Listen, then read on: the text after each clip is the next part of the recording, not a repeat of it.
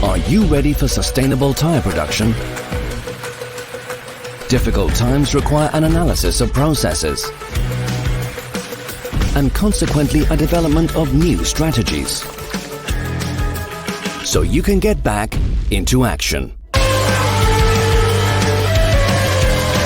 HF, sent for future demands in tire production.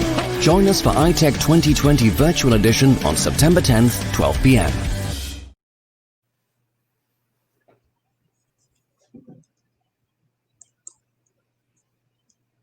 Welcome to the International Tire Exhibition and Conference, organized by Rubber and Plastics News. I am Walter Waddell, iTech co-chair, and I have the pleasure today to introduce our next speaker, Dale G. Freygang. He has a Bachelor's of Science in Mechanical Engineering from Worcester Polytechnic Institute, then joined BF Goodrich Tire, where he was responsible for tire testing and for performance passenger tire and light truck tire development. He joined the Goodyear Tire and Rubber Company as a senior tire engineer in passenger car tire engineering, responsible for development and product life cycle for original equipment and replacement passenger car tires. During that time, Dale earned a Master's of Business Administration from Kent State University and has since been involved with tire standards. He's a four-time chairman of the Passenger Car Tire Subcommittee of the Tire and Rim Association and a three-time president of that organization. He's a U.S. delegate to ISO TC31, which is Passenger Car Tire Group, and served as chairman of this TC31, Tire, Rims, and Valves. He served with the U.S. Tire Manufacturers Association Tire Engineering Committee, with the ASTM F09 Committee on Tires, and the United Nations Working Party on Braking and Running Gear.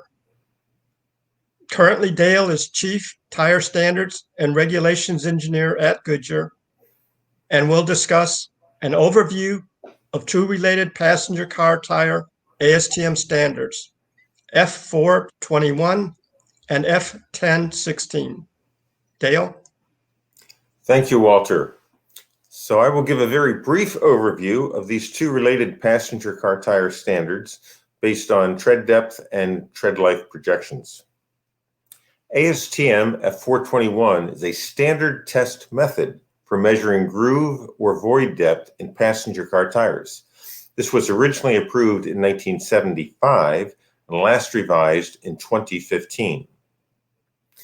Just like other ASTM standards, this is technology neutral, but it only addresses gauges with a physical contacting spindle. F421 does not address non-contacting methodologies, even though they are commercially available and in wide usage today. The two types of gauges that are in the scope of this standard are both mechanical and electromechanical, the second also having data recording properties that facilitate later analysis of the data. Guidance is also given on zero adjustment, accuracy, and variability requirements for the gauges. Now, you might be disappointed to know there are two measurement tools not specified by this standard: the penny with Lincoln's head in the tire groove, or the traditional tire stick calibrated in 30 seconds just will not be of any value with this standard. So how do I take these measurements on a tire? Well, it depends on the tread pattern. If it's a rib-type tire with circumferential grooves, the preferred method is to measure all circumferential grooves. The minimum would be the two outer grooves and either the center groove or both grooves adjacent to the center line. If it's a lug-type tire with the tread width greater than 180 millimeters, the recommendation is to mark 6 or 7 equally spaced circumferential lines across the tread surface. If it's a narrower lug-type tire, you mark 4 or 5 equally spaced circumferential lines across the tread surface. And in either case, the two outer lines should be within 25 millimeters of the shoulder. Circumferentially, how many measurements? Well, the preferred number would be 10 with a minimum of 6, approximately equally spaced measurements around the tire. In this case, you would want to avoid the tread wear indicators for these measurements. However, the tread wear indicators would likely be measured and should be measured separately, and this would be from the tread surface to the top of each tread wear indicator. The typical calculations could be the average groove or void depth.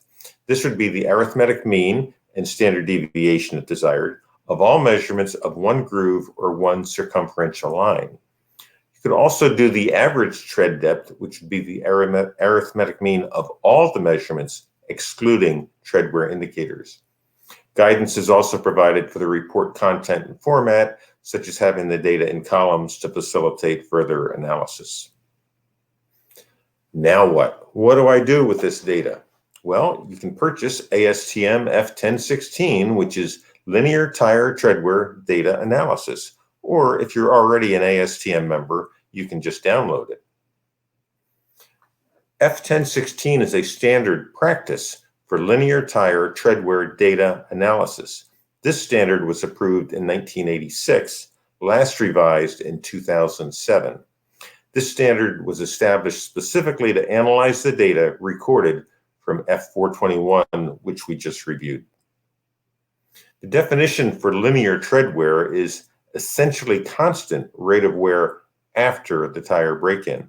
This standard does not apply to tires exhibiting nonlinear rate of wear or irregular wear patterns.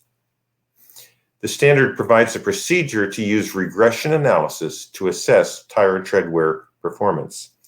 However, no specific formulas are given. Any readily available regression software can be used. The typical analyses could include percentage tread depth loss, percentage tread depth remaining, or just rate of wear. And the percent of available tread depth, the top of the tread wear indicators, is the desired area. However, the most common analysis is likely the projected tread life. This can be based on an overall average tread depth measurements.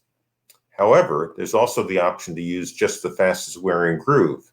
This is recommended for non-uniform tread depths in the new tire state or uneven tire wear. Why do we use these ASTM standards? Different entities, whether it's you, me, or someone else, measuring the same tires under similar wear conditions would first of all record similar tread depth data per F421, and second, achieve similar wear rate projections for that data using F1016. Again, why use the standards?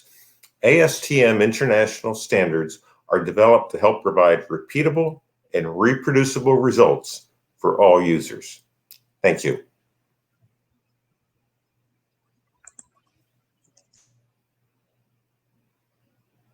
Thank you, Dale, for your very interesting presentation. I would also like to thank our audience today for attending this session of iTech and our sponsors for supporting iTech Virtual 2020. If you want to revisit this session or any others from the conference, they will be available on Rubber and Plastics News website, rubbernews.com, after the event is completed. If you would like to purchase papers from this or other sessions of iTech, visit itech-tireshow.com to do so. Also, you can connect with your colleagues here through the virtual networking program, which can be found on the left-hand side of your screen. Simply